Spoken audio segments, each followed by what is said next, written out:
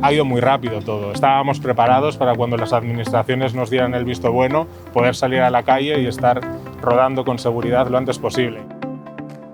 Hay una persona que es la encargada de la prevención de riesgos laborales que tiene que medir la temperatura, rellenan una ficha con información sobre los antecedentes médicos y demás, se desinfectan las manos, se entregan los EPIs.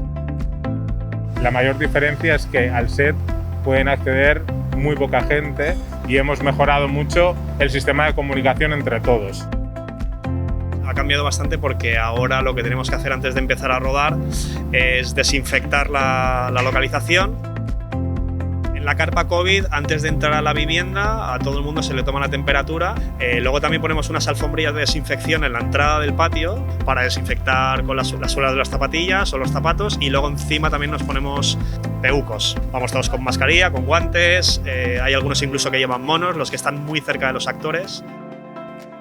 Las instituciones de Valencia y la Field Commission de Valencia nos ha ayudado muchísimo en trabajar con seguridad y en poder asegurar pues, los permisos que necesitábamos y dar la seguridad a los anunciantes para volver a invertir en publicidad, que eso era lo más complicado.